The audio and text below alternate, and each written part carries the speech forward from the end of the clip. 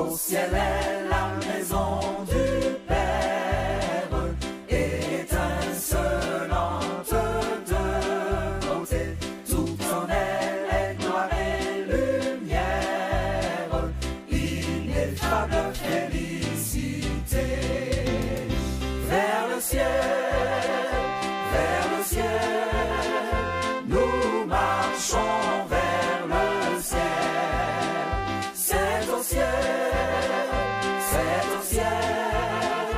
qu'est notre héritage éternel. Là le bonheur est sans mélange, là le péché ne règne plus. C'est l'amour. Reçois la gloire et l'élévation ce matin de la manière dont tu nous conduis. Merci pour les louanges et adorations qui sont élevées à toi et parmi lesquelles tu as siégé, parce que ta parole dit que tu sièges au milieu des louanges de ton peuple. Reçois l'honneur parce que tu nous as permis ce matin de rallumer la flamme de l'amour, de la fraternité, en nous saluant, en nous embrassant. Permets que, Seigneur Dieu, ce feu ne se teigne point, mais qu'il continue de brûler en nous pour que, Seigneur Dieu, nous formions une famille solide au nom de Jésus-Christ. Seigneur, ce matin, tu nous as rassemblés. C'est pour nous nourrir à travers ta parole. Seigneur, si nous mangeons le pain pour fortifier nos corps, ta parole est là pour fortifier nos âmes. Qu'elle accomplisse sa mission en nous ce matin. C'est pourquoi je prie que toi, tu viennes nous parler, Seigneur Dieu. Ton serviteur n'est rien du tout. Il s'éclipse et te laisse toute la place afin que tu prennes possession de ce lieu pour parler directement au cœur de tes enfants au nom de Jésus-Christ. Je te dis merci parce que je crois que ta parole ne tombera pas à terre, mais qu'elle trouvera la place dans nos cœurs et portera ses fruits au nom de Jésus-Christ. Tu es béni parce que tu nous as exaucés. Au nom puissant de Jésus de Nazareth, nous avons prié. Amen. Amen. Veuillez vous asseoir, que le Seigneur vous bénisse. Amen. Amen. Ce matin, par la grâce de Dieu, nous considérons un message que j'ai intitulé sous forme interrogative. Tiendras-tu ferme face à cette fournaise? Tiendras-tu ferme face à cette fournaise? Ça, c'est le thème du message. Tiendras-tu ferme face à cette fournaise? Lorsque nous entendons le mot fournaise, ça représente quoi? Ça représente un four. Alléluia. Un four dans lequel est allumé un feu.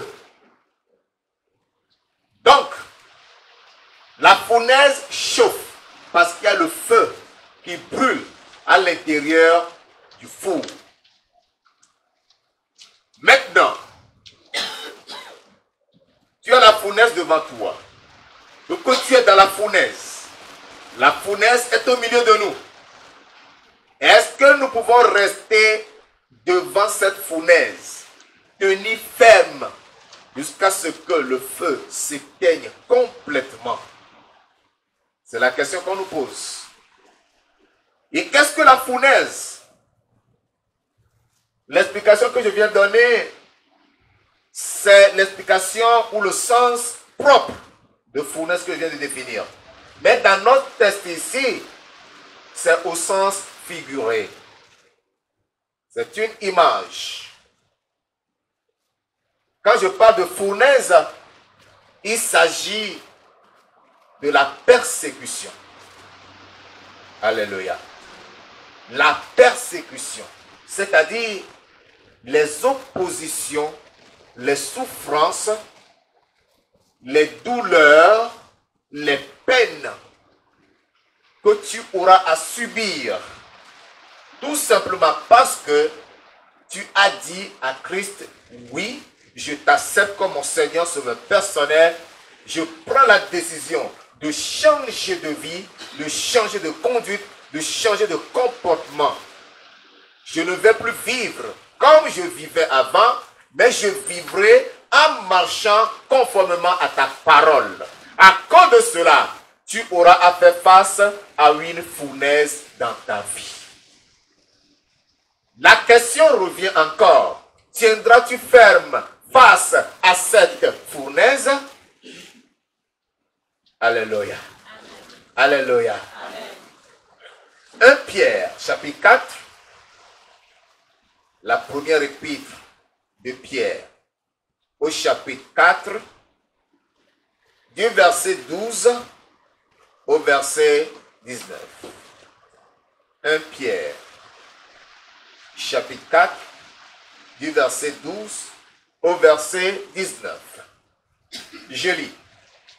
Bien-aimés, ne soyez pas surpris comme d'une chose étrange qui vous arrive de la fournaise qui est au milieu de vous pour vous éprouver.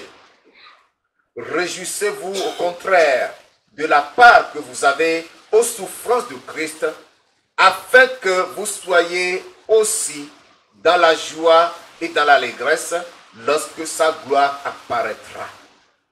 Si vous êtes outragés pour le nom de Christ, vous êtes heureux parce que l'Esprit de gloire, l'Esprit de Dieu repose sur vous. Que nul de vous, en effet, ne souffre comme meurtrier, ou voleur, ou malfaiteur, ou comme s'ingérant dans les affaires d'autrui. Mais si quelqu'un souffre comme chrétien, qu'il n'en ait point honte, et que plutôt il glorifie Dieu à cause de ce nom. Car c'est le moment où le jugement va commencer par la maison de Dieu. Or, si c'est par nous qu'il commence, quelle sera la fin de ceux qui n'obéissent pas à l'évangile de Dieu? Et si le juste se sauve avec peine, que deviendront l'impie et le pécheur? Verset 19. Ainsi, que ceux qui souffrent selon la volonté de Dieu remettent leurs âmes au fidèle Créateur en faisant ce qui est bien. Et le peuple de Dieu dit Amen. Vous êtes bénis au nom puissant de Jésus-Christ. Amen. Ici, Pierre s'adressant aux frères, s'adressant à l'Église, s'adressant à nous, nous fait comprendre que nous ne devons pas être surpris. Comme c'est une chose étrange qui nous arrive.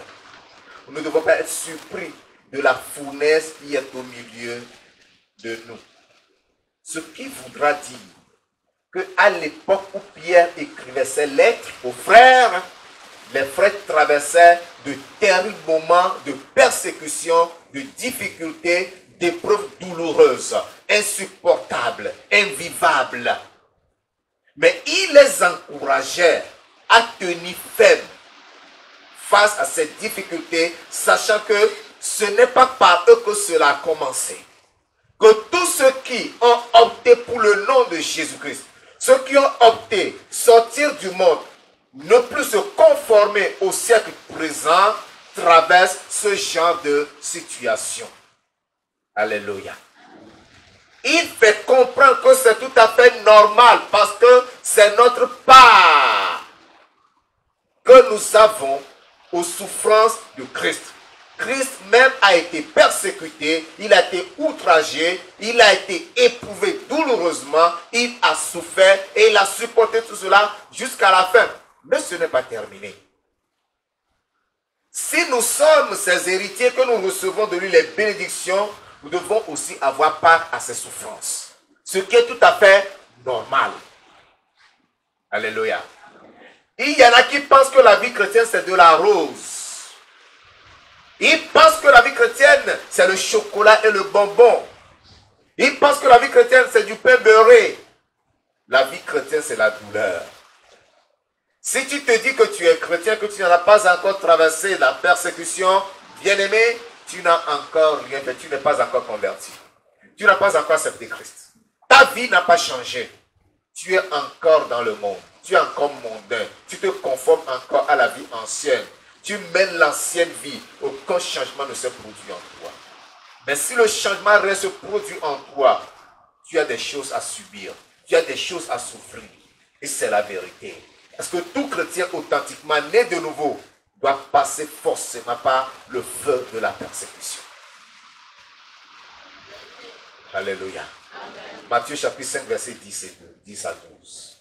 Matthieu chapitre 5, verset 10 à 12. Écoutons l'enseignement du Seigneur Jésus-Christ de Nazareth. Heureux ceux qui sont persécutés pour la justice, car le royaume des cieux est à eux. Heureux. Heureux. Ce qui voudra dire que la persécution n'est pas une malédiction. Alléluia. Quand tu es persécuté, ce n'est pas de la malédiction, mais c'est de la bénédiction. Parce que c'est normal, c'est légitime que le chrétien traverse la persécution. Verset 11. Heureux serez-vous lorsqu'on vous outragera, qu'on vous persécutera et qu'on dira faussement de vous toutes sortes de mal à cause de moi. À cause de Christ. Vous serez outragés. On dira des choses fausses sur vous. Vous serez accusés injustement. Vous serez maltraités. Vous serez vus comme une peste. Parce que Christ est rentré dans votre vie. Verset 12 nous dit ceci. Réjouissez-vous et soyez dans l'allégresse. Alléluia. Lorsque cela t'arrive, réjouis-toi et sois dans l'allégresse. Ne perds pas d'espoir. Ne te décourage pas. Ne dis pas, oh, pourquoi c'est à moi que cela arrive. Non, mais au contraire, sois dans la joie. Parce que votre récompense sera grande dans les cieux. Alléluia. Amen. Voilà une bénédiction qui est promise à tous ceux qui subissent des persécutions. Un instant, nous sommes en présence de Dieu. Le téléphone qui fait le bruit là, arrêtez-le. Pour qu'on honore la présence du Seigneur. Car c'est ainsi qu'on a persécuté les prophètes qui ont été avant vous. Alléluia. Les prophètes qui ont été avant Jésus, les prophètes qui ont été avant ses disciples, ont été persécutés de la même manière. Donc, nous ne serons pas exempts de persécution, d'outrage, de souffrance et de douleur. C'est tout à fait normal. Les persécutions viennent de façon physique aussi bien que de façon spirituelle. Les hommes vont vous faire la guerre. Les hommes vont mentir sur vous. On va vous insulter. Ma soeur, on va te traiter de vieille fille. Parce que tu as accepté la vérité et tu as accepté de te dépouiller. On t'appellera maman. On va te surnommer Maman Marie.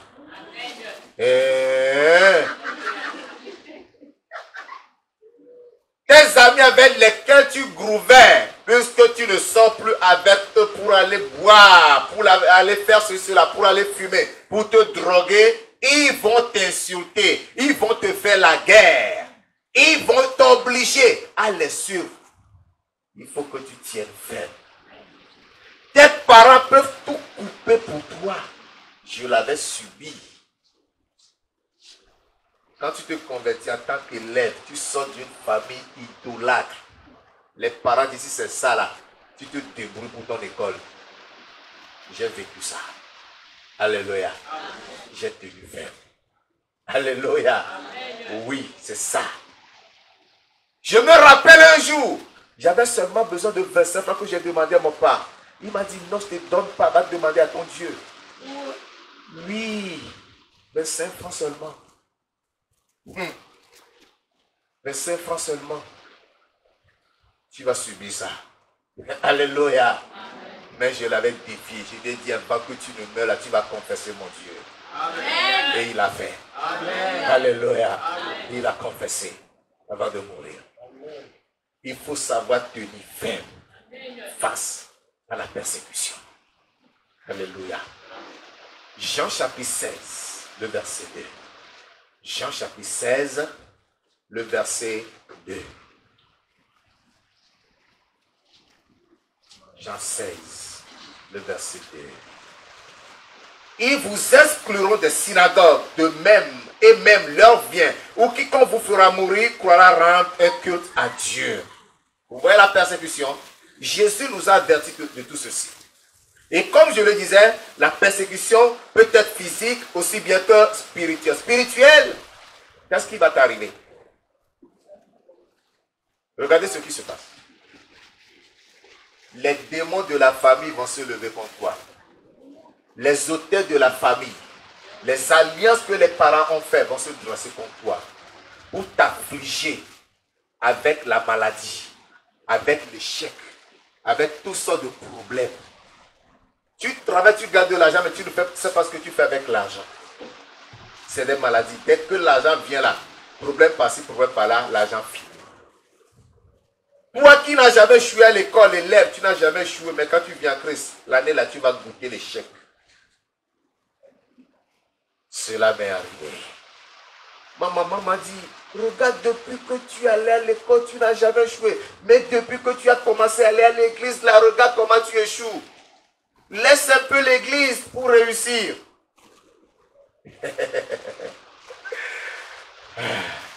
Je l'ai regardé. J'ai dit dans mon cœur, tu ne sais pas ce que tu racontes. Alléluia. Amen.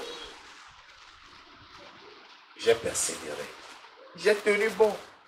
Je n'ai rien suivi de tout cela. Et mon Dieu m'a donné le succès. Alléluia. C'est comme ça. Vous savez, c'était en bas que j'ai échoué quand on m'a dit ça.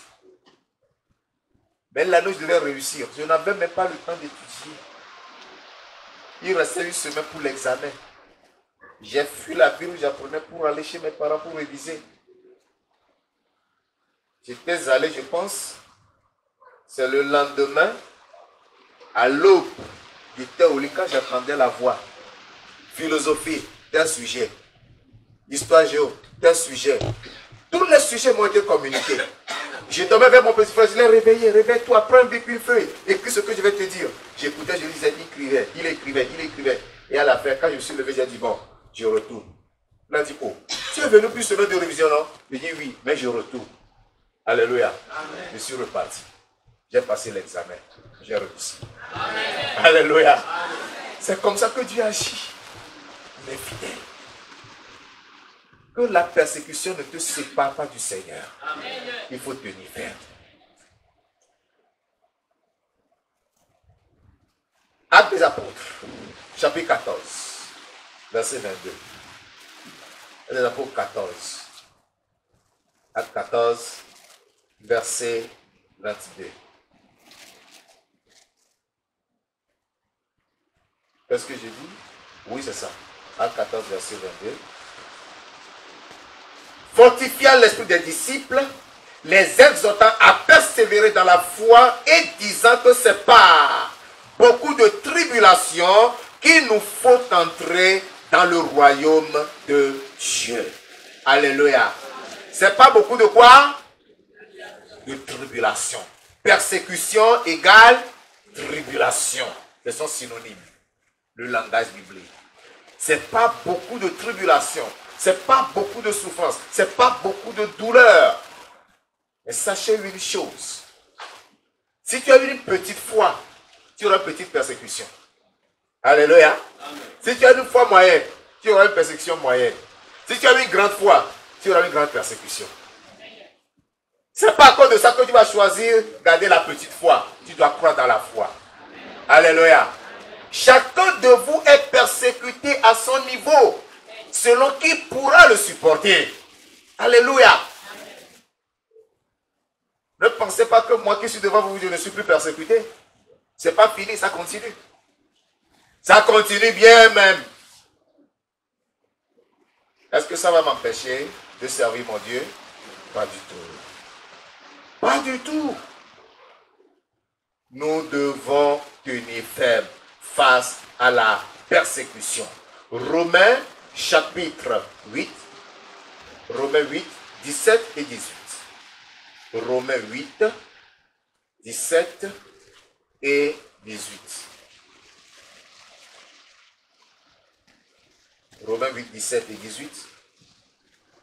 Or, si nous sommes enfants, nous sommes aussi héritiers de Dieu et co-héritiers de Christ si toutefois nous souffrons avec lui afin d'être glorifiés avec lui. Alléluia. Je vais reprendre ça. Suivez bien.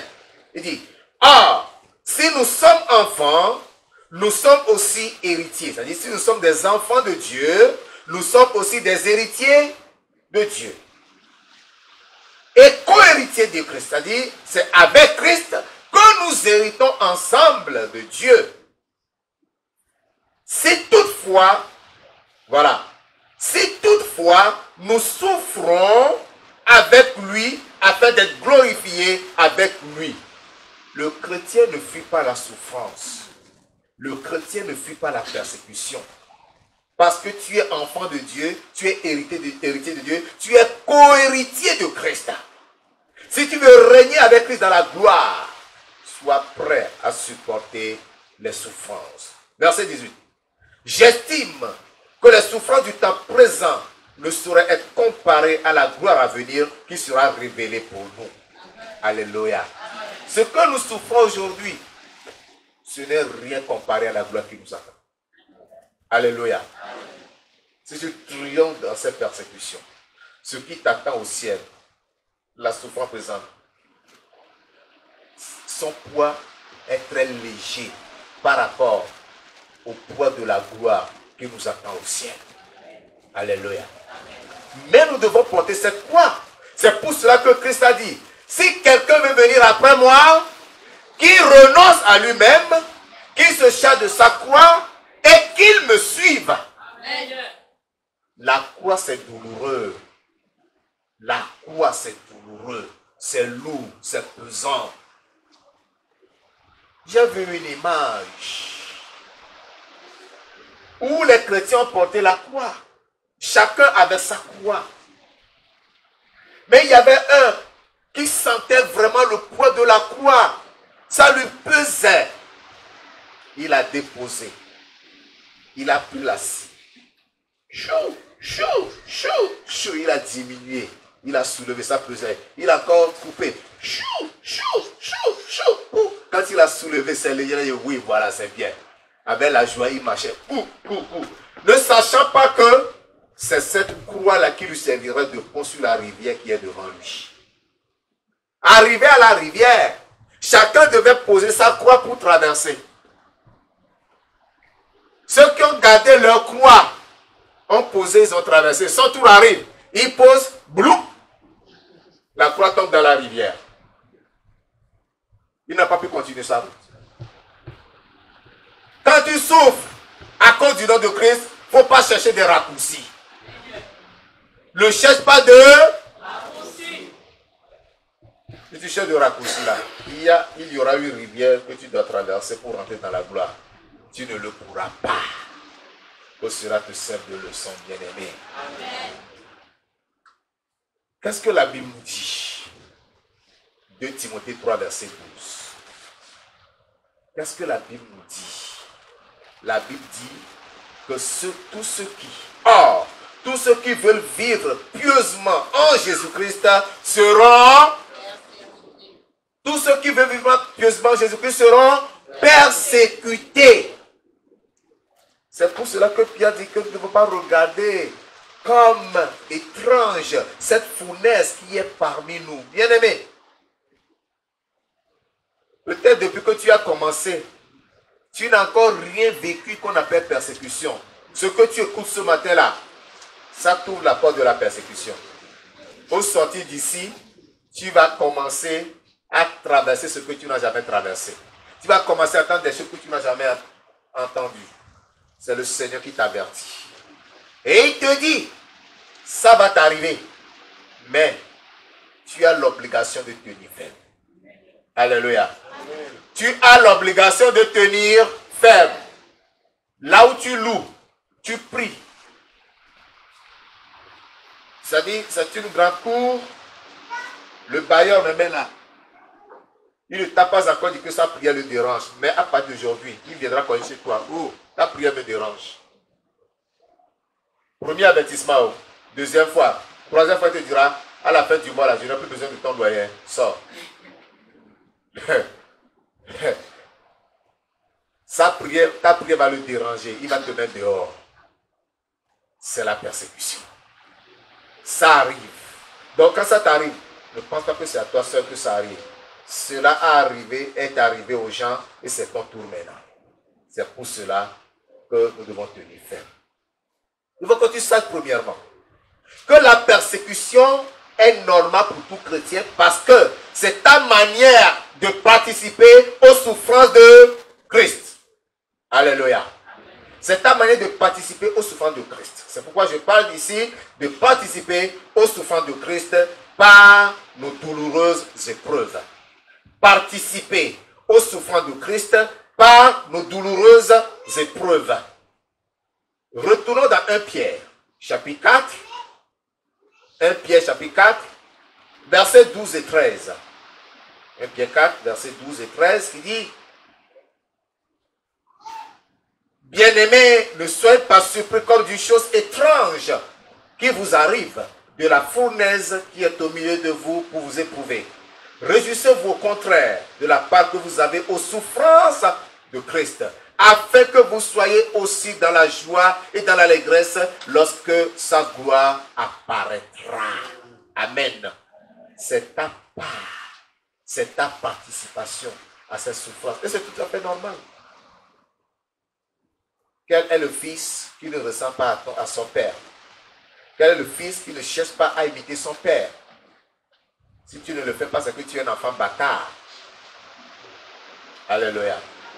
Oui. Christ a souffert. Si tu es son enfant, tu dois aussi accepter la souffrance comme lui. Tu as participé à cette souffrance. 2 Timothée chapitre 2, le verset 12. 2 Timothée chapitre 2, le verset 12. Qui dit, je ne... Non. Là, je suis dans 1 Timothée, autant pour moi. 2 Timothée chapitre 2. 2 Timothée chapitre 2, verset 12. Il dit, si nous persévérons, nous régnerons aussi avec lui. Si nous le renions, lui aussi nous reniera. Vous comprenez ça? Si nous sommes fidèles, il demeure fidèle, car il ne peut se renier lui-même. Ça, c'est le verset 13. Si nous persévérons à travers la persécution, à travers les épreuves douloureuses, à travers les tribulations, nous régnerons avec lui. Le tout n'est pas de dire je suis chrétien, je suis sauvé, je suis sanctifié, je suis dépouillé. Non. Tu dois porter ta croix, la croix de la douleur, la croix de la souffrance, la croix des problèmes, la croix des difficultés, à cause de ta foi que tu professes. À cause de ta foi que tu professes, tu dois souffrir parce que tu as accepté Jésus-Christ comme ton Seigneur et Sauveur personnel. 2 Corinthiens chapitre 4, 2 Corinthiens chapitre 4, versets 8 à 11. 2 Corinthiens chapitre 4, versets 8 à 11. 2 Corinthiens chapitre 4, versets 8 à 11. Nous sommes pressés de toute manière, mais non réduits à l'extrémité dans la détresse, mais non dans le désespoir, persécutés, mais non abandonnés, abattus, mais non perdus. Portant toujours avec nous dans notre corps la mort de Jésus, afin que la vie de Jésus soit aussi manifestée dans notre corps. Verset 11. Car nous qui vivons, nous sommes sans cesse livrés à la mort à cause de Jésus. Nous qui vivons, nous sommes sans cesse livrés à la mort à cause de Jésus, afin que la vie de Jésus soit aussi manifestée dans notre chair mortelle. Afin que la vie de Jésus soit aussi manifestée dans notre chair mortelle. Alléluia. Nous sommes pressés de toute manière, mais non réduits à l'extrémité. Ce qui voudra dire que la persécution ne va pas t'écraser. La persécution ne va pas te tuer. La persécution ne va pas t'anéantir. Elle est là tout juste pour t'éprouver. Et Ce que fait la persécution, c'est qu'elle renforce notre foi en Christ. Alléluia. La persécution est là pour renforcer ta foi en Christ. Si tu évites la persécution, tu serais nulard dans la foi. Incapable de prier, incapable de louer, incapable de servir Dieu. Tu ne pourras rien faire. Tu seras un poltron, un chrétien poltron. Mais la Bible dit, dans Apocalypse chapitre 21, verset 8, dehors les lâches. Dehors les lâches. Si tu es lâche, si tu as peur de la persécution, la Bible dit dehors. Le jour où Jésus te dira dehors. Parce que tu n'as pas été courageux, persévérant, endurant face à la persécution. Tu dois participer à cela, à cette persécution. Tu dois participer à la douleur de Christ. Malheureusement, des gens comprennent mal la persécution. Eux-mêmes, ils vont aller chercher ou provoquer la persécution. Mon frère, il ne faut pas aller chercher problème pour dire je suis persécuté à cause du nom de Jésus. Ne va pas chercher problème pour dire que tu es persécuté. C'est faux. Il ne faut pas chercher problème. C'est pourquoi je parle dans cette deuxième partie de la confusion de s'attirer des souffrances inutiles. La confusion de s'attirer des souffrances inutiles. Ça s'appelle souffrance inutile. Parce que c'est toi-même qui l'aurait ou qui les aurait provoqués. Comment? Vous allez comprendre tout à l'heure. Retournez dans 1 Pierre chapitre 4, le verset 15. 1 Pierre chapitre 4, le verset 15. Que nul de vous, en effet, ne souffre comme meurtrier ou voleur, ou malfaiteur, ou comme s'ingérant dans les affaires d'autrui. Alléluia. Alléluia. Amen. Ici, vous devez déjà comprendre comment on peut s'attirer la persécution ou bien comment on peut provoquer des souffrances inutiles. Que nul de vous, en effet, ne souffre comme meurtrier. Quand toi-même, tu vas aller chercher des problèmes, tu vas tuer quelqu'un, tu vas faire la bagarre pour blesser quelqu'un. On t'arrête, on te défère devant le procureur. Tu es jugé, condamné à la prison de 3 mois avec amende. Tu vas dire que tu es persécuté parce que tu es chrétien. Est-ce que Jésus te dit d'aller faire la bagarre? Est-ce que Jésus te dit d'aller cambrioler la maison de quelqu'un? Parce qu'on dit que nul de vous en effet ne souffre comme meurtrier ou voleur. Ou voleur. Quand tu vas braquer, quand tu vas cambrioler la maison de quelqu'un, quand tu vas mentir quelqu'un pour lui soutirer l'argent. Et comme les gens le font aujourd'hui par Airtel Money, tu vas narquer les gens. Et qu'on va te découvrir, tu vas dire que tu es persécuté parce que tu es chrétien. Pas du tout. Pas du tout. Il y en a même qui vont aller chercher des problèmes avec leur bouche. La bouche là. J'en avais déjà parlé. Si tu n'as pas ta langue en poche, tu vas te créer des ennuis. Et quand cela arrive, ne dis pas que tu es persécuté. Il ne faut pas mettre la bouche dans les affaires d'autrui. Il y en a qui ont le mauvais caractère. Ils veulent savoir comment chacun vit dans sa maison. Ils veulent connaître la vie privée de chacun. Mais eux, ils ne veulent pas que les autres connaissent leur vie privée. Quand tu fais ça et qu'on te déclare la guerre, ne dis pas que je suis chrétien, moi je n'ai pas de problème. Je ne mets pas la bouche dans les problèmes des gens. Mais les gens me persécutent. Qui te persécute? Qui te persécute? C'est toi-même. Nous allons voir dans la Bible quelques exemples des gens qui ont cherché des problèmes. Eux-mêmes, ils sont partis chercher les problèmes. Et ils en ont eu les conséquences. Alléluia. Nombre chapitre 25, versets 6 à 8. Nombre, chapitre 25. Versets 6 à 8. Nombre 25, versets 6 à 8. Et voici un homme des enfants d'Israël vint et amena vers ses frères une Madianite sous les yeux de Moïse et sous les yeux de toute l'assemblée des enfants d'Israël, tandis qu'il pleurait à l'entrée de la tente d'assignation. À cette vue, Phiné, fils d'Éléazar, fils du sacrificateur Aaron, se leva du milieu de l'assemblée et prit une lance dans sa main. Il suivit l'homme d'Israël dans sa tente et il les perça tous les deux, l'homme d'Israël puis la femme, par le bas-ventre, et la plaie s'arrêta parmi les enfants d'Israël.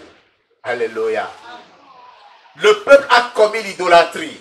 Le peuple s'est livré à l'impudicité et la colère de Dieu s'est enflammée. Des gens tombaient et mouraient. Tout le peuple pleurait devant la tente d'assignation.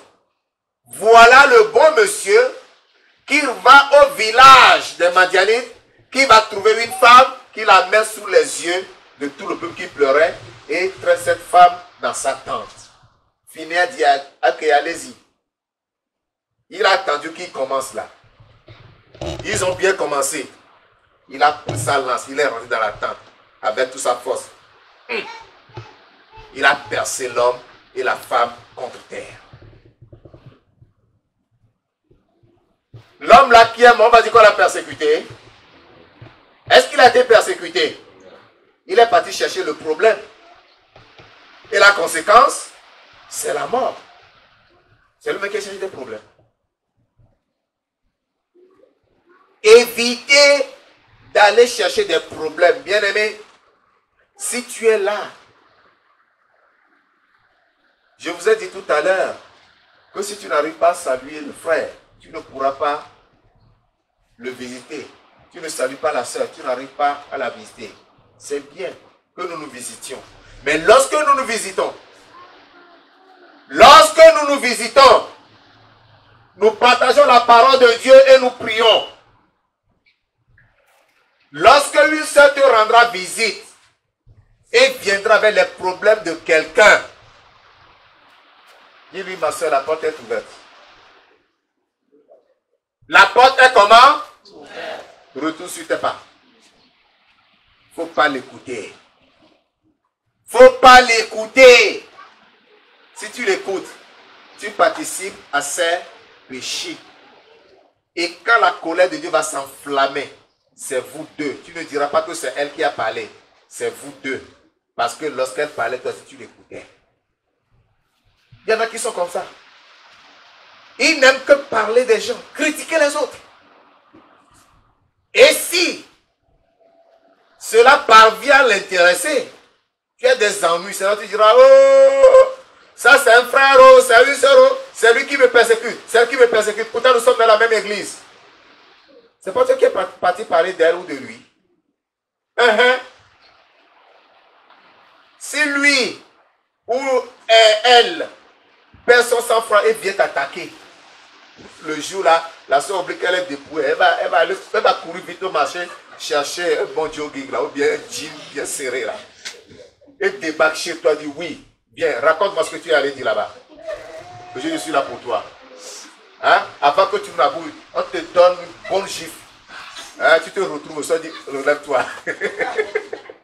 Alléluia. Tu vas dire que la soeur te persécute. Hein? Cet homme qui a cherché des problèmes. Chercher, trouver.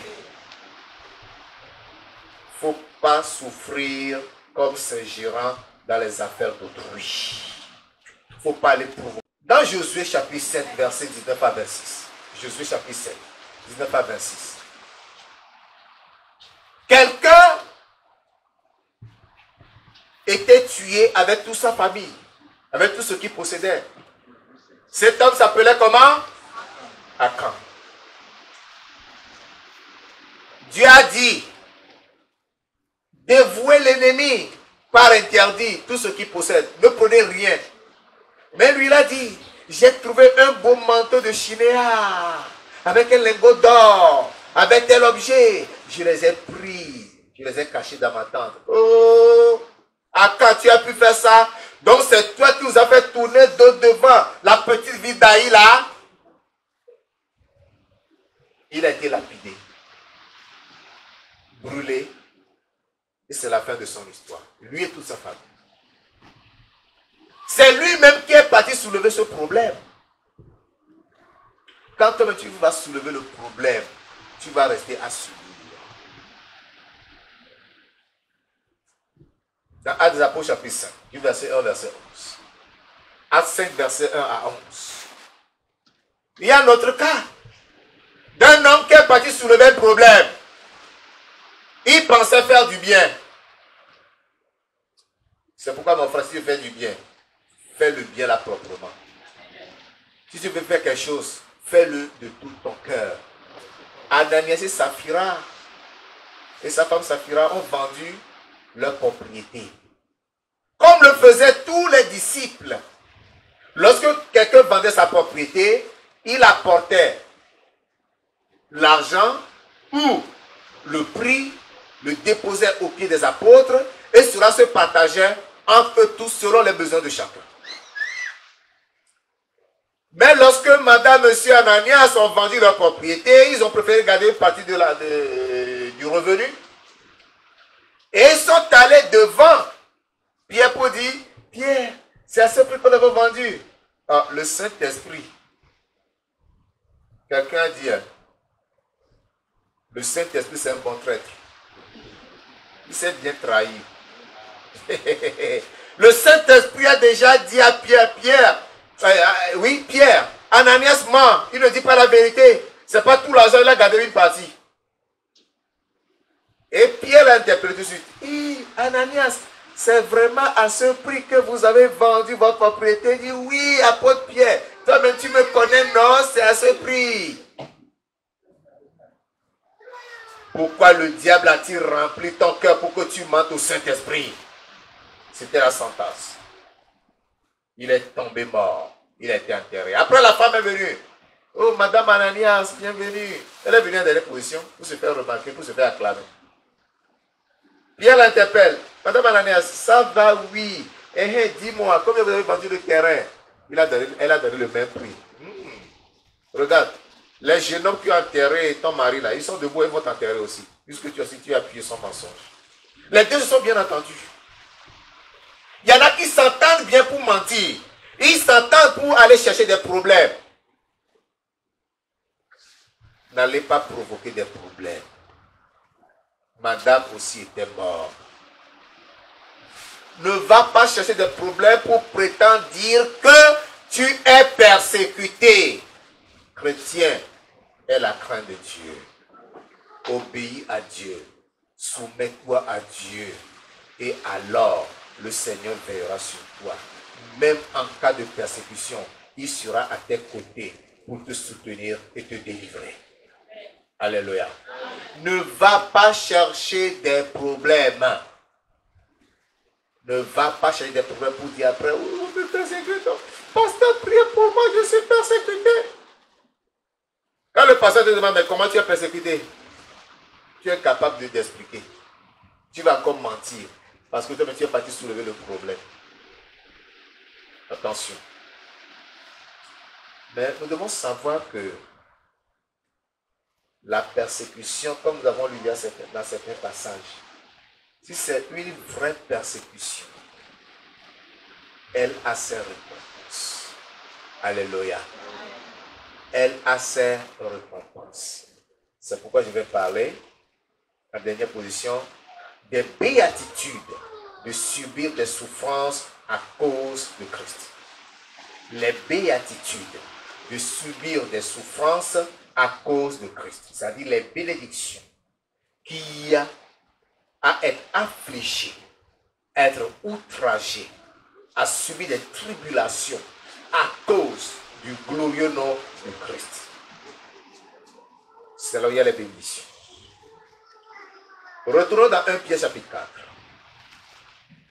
1 Pierre chapitre 4, versets 13 et 14. 1 Pierre 4, versets 13 et 14. Réjouissez-vous, au contraire, de la part que vous avez aux souffrances de Christ, afin que vous soyez aussi dans la joie et dans l'allégresse lorsque sa gloire apparaîtra. Réjouissez-vous. Alléluia. Parce que vous souffrez. Et quand Christ apparaîtra, lorsque nous serons avec lui, alléluia, nous serons pleins de joie et d'allégresse. Nous serons consolés. Nous aurons la paix avec lui. Matthieu chapitre 5. Matthieu chapitre 5, versets 11 et 12. Matthieu chapitre 5, versets 11 et 12.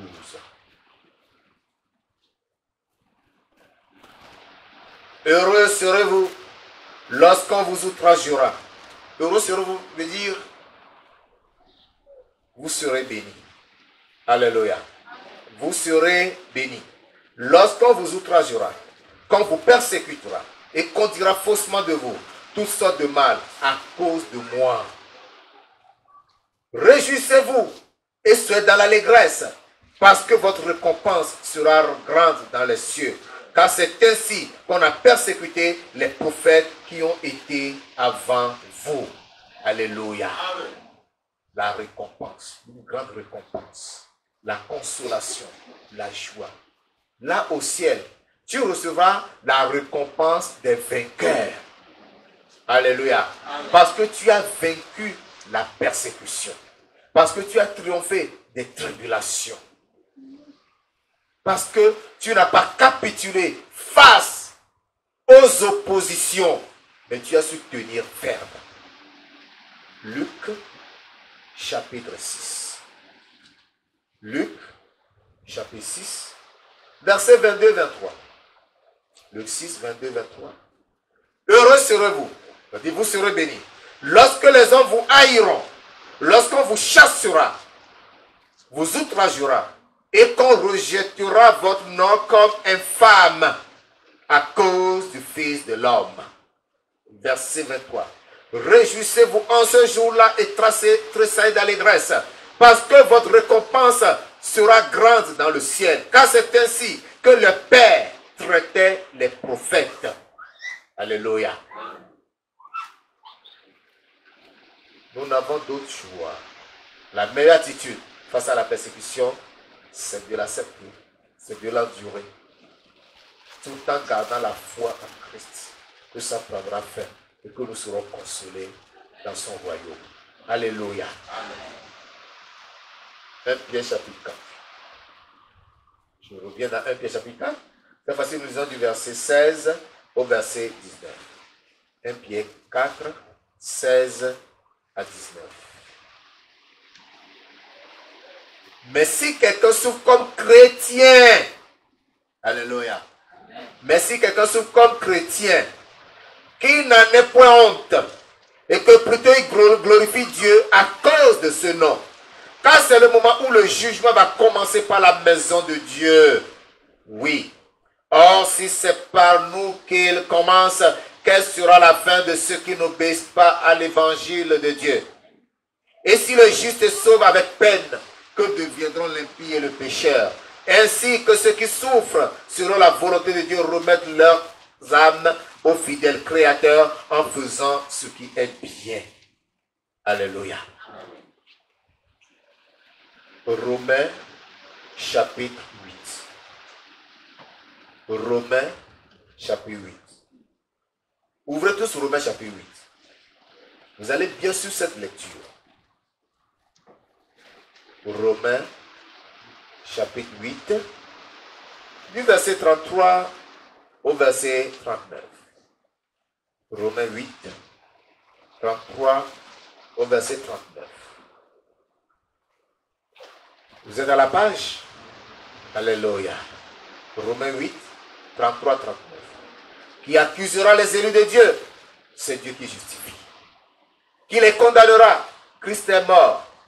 Bien plus qu'il a ressuscité. Il est à la droite de Dieu et il intercède pour nous. Verset 37.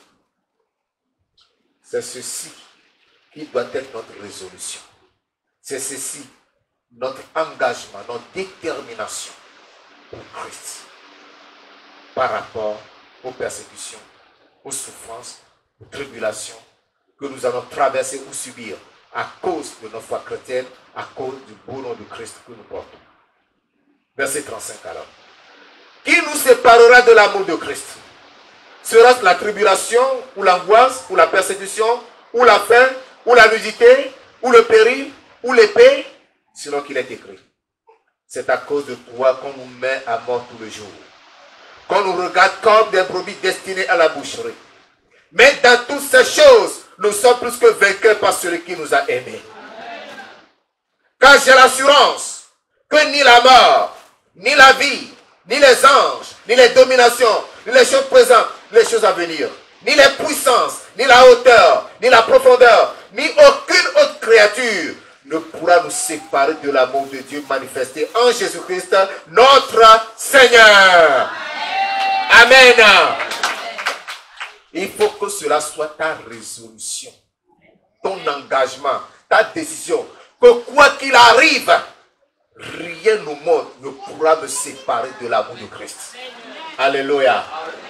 Même alité malade, parce que tu as accepté Christ, l'ennemi t'a appelé, dit, je ne renoncerai jamais à ma foi. Tu prends cette décision. Regardez le beau passage que Paul nous a écrit.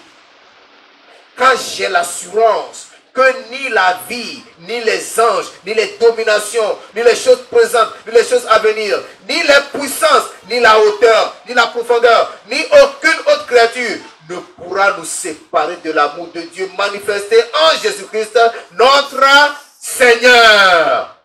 Alléluia. C'est merveilleux. Si Paul l'a expérimenté, nous aussi nous pouvons l'expérimenter. Jésus-Christ a été persécuté jusqu'à la mort. Mais lorsque nous lisons bien la Bible, vous allez remarquer que Paul était l'homme le plus persécuté en plus de Jésus-Christ. Il était l'homme le plus persécuté. Il a souffert. Il a subi même des trahisons dans l'église. Il était avec des faux frères qui l'ont piégé. Ils ont cherché même à le noyer. Ils l'ont frappé. Il était en péril, en danger partout. Mais il a dit, rien de tout cela ne me séparera de l'amour de Dieu. Qu'est-ce que tu as décidé ce matin? Quelle est ta décision? Quelle est ta résolution? Les persécutions sont inévitables. Tant que tu as accepté Jésus-Christ, les persécutions viendront. Mais quelle est ta position? Quelle est la position de ton cœur? Alléluia. Permets-moi de te rappeler que depuis que tu es en Christ, si tu n'as pas encore traversé des persécutions, c'est que tu n'es pas vrai chrétien. Tu es un chrétien compromettant. Tu es un chrétien compromettant. Ta vie n'a pas encore subi la transformation, le changement, le renouvellement là. Tu ne l'as pas encore subi. Non. Il y a encore un changement de toi. C'est qu'avec les anciens copains, les anciens amis, tu es encore bien, vous entendez bien. Vous faites encore des choses en cachette. Et tu viens nous montrer si que toi tu es saint, menteur, hypocrite. Repends-toi. Alléluia. Dis seulement non à ce copain, dis seulement non à cette copine, dis seulement non à cet ami, dis seulement non à ce parent. Je me rappelle, un jeune frère, il était élevé à l'époque. Son père l'a appelé, il a donné l'argent, va m'acheter la bière. Il a dit à son père, papa, avec tout le respect que je te dois, tout ce que tu vas me demander de faire, je suis prêt à le faire. Mais ça là, tu ne peux pas. Ça veut dire, ah bon? Ça m'a tapé que tu dis ça. Ah, le feu était allumé. Il a fait ça. Mais il a tenu ferme. Alléluia. Il a tenu ferme jusqu'à son bac. Quand il est parti, il dit, C'est ça le chrétien. Tu continues d'aller payer la bière, non? Tu continues de donner la cigarette, non? Comment tu seras persécuté? Tu lui es encore serviable. Tout ce qui te demande, tu donnes. Tout ce qui te demande, tu fais. Et il va te persécuter pour quelle raison? Vous êtes encore bien? Chrétien, définis-toi par ton identité. Le chrétien a une identité. Il faut que tu te définisses par ton identité.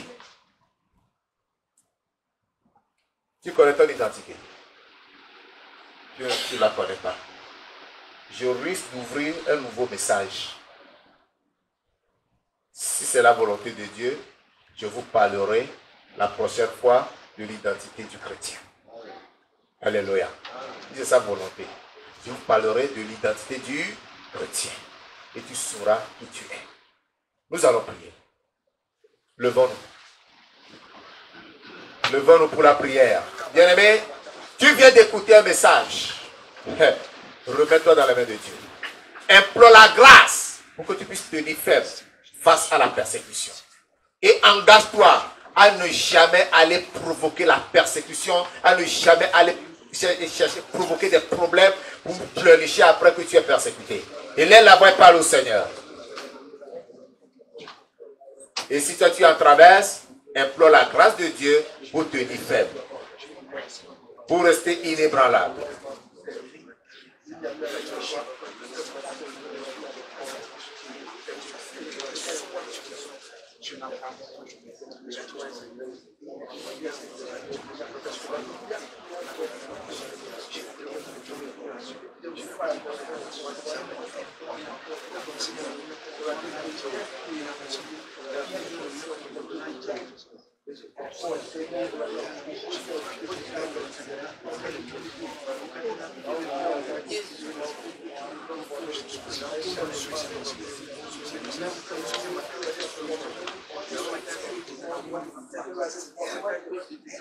Ah, tous ceux qui veulent vivre pieusement en Jésus-Christ seront persécutés.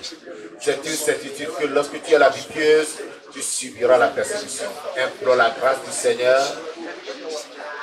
Demande au Seigneur de te venir en aide, de te soutenir, de te fortifier, de te garder face aux persécutions, face aux difficultés, face aux problèmes.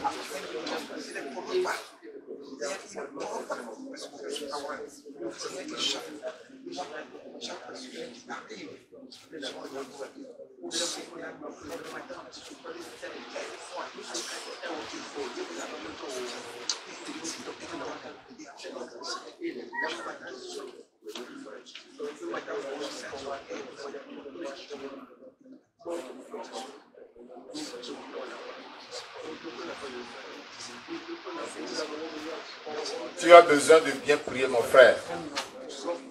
Si tu sais crier sur les démons, il faut aussi savoir prier pour demander la grâce de Dieu et s'engager devant le Seigneur comme l'apôtre s'est engagé.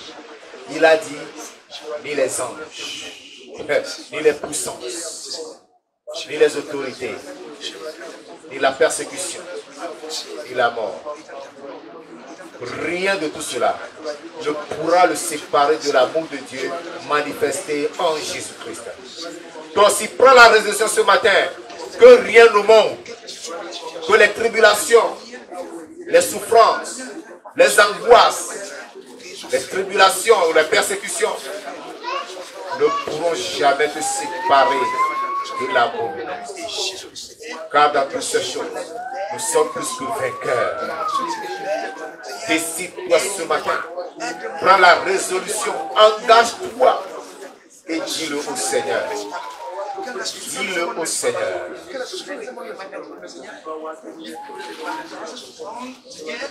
Je m'attache à toi. Viens qui m'approche de toi. Seigneur, aide-moi. Rends-moi la grâce que pendant le temps que moi, j'ai décidé de suivre Jésus. Moi, j'ai décidé de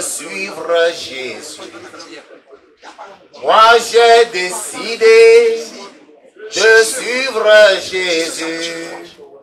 Moi j'ai décidé de suivre Jésus. Point de retour. Point de retour. Moi j'ai décidé. Moi j'ai décidé de suivre Jésus. Moi j'ai décidé de suivre Jésus. Moi j'ai décidé de suivre Jésus. Point de retour. Point de retour. Moi j'ai décidé de suivre Jésus. Moi j'ai décidé de suivre Jésus.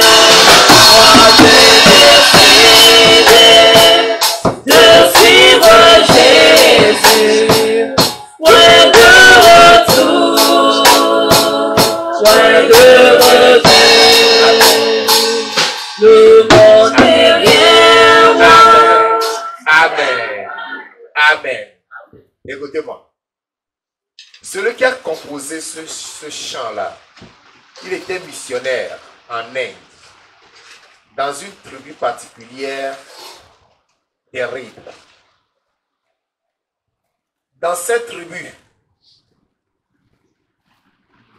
avant que le jeune homme ne se marie, il faut qu'il ait accroché un crâne humain à l'entrée de sa case pour dire que oui, il a été vaillant, il a tué un homme. Sans ça là, aucune femme ne va t'épouser parce que tu es un faiblard. C'est dans cette tribu que cet homme est allé en tant que missionnaire prêcher l'évangile.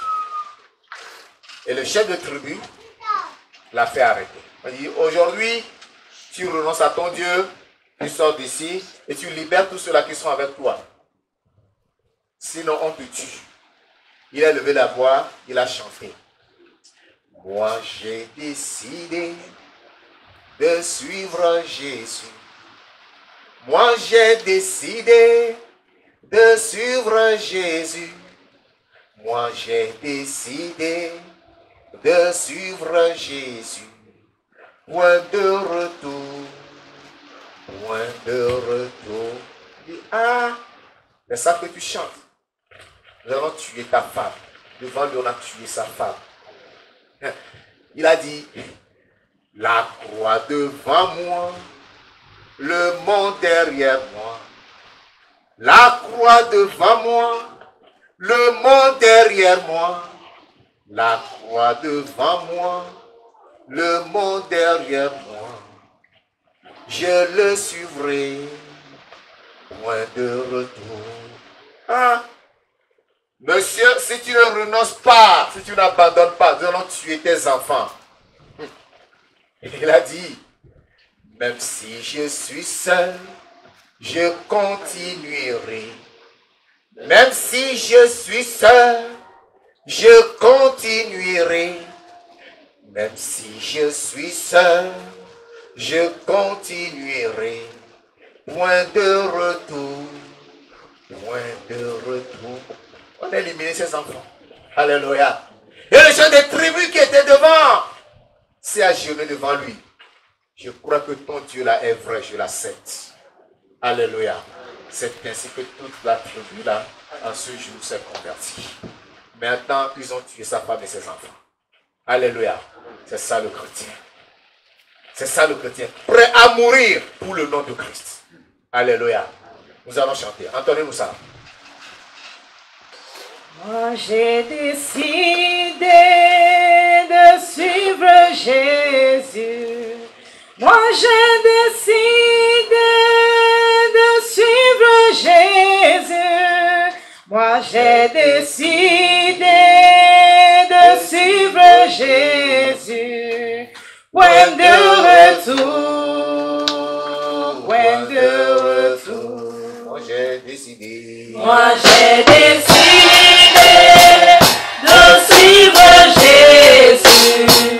Moi j'ai décidé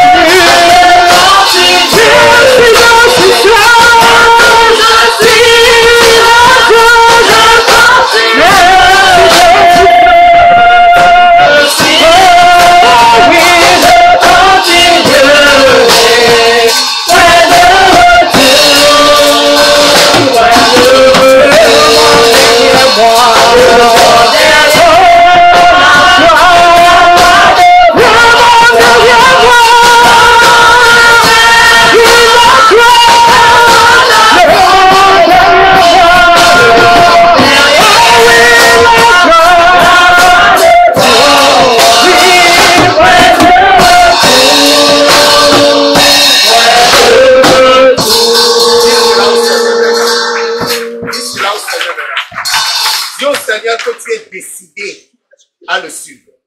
Tu es décidé, même si tu es seul, tu continueras. Le monde derrière toi, la croix devant toi. Tu iras jusqu'au bout. Quelle que soit l'ardeur des persécutions, quelle que soit l'ardeur des tribulations, quelle que soit l'ardeur des souffrances, tu le suivras jusqu'au bout. Dis cela au Seigneur. Au nom de Jésus de Nazareth, nous prions. Amen. Dieu Tout-Puissant, tu es élevé ce matin, magnifié, glorifié pour tes refaire. Merci Seigneur, parce que ta parole nous dit que tous ceux qui veulent vivre pieusement Jésus-Christ seront persécutés. Tu as dit heureux lorsque vous serez persécutés ou outragés, car le royaume des cieux vous appartient. Seigneur, sois glorifié parce que nous savons que les persécutions font partie de l'eau de bénédiction que tu nous as promis. Seigneur Dieu Père, nous nous chargeons de notre croix, nous te suivrons en disant, nous sommes prêts à aller jusqu'au bout au nom de Jésus-Christ de Nazareth.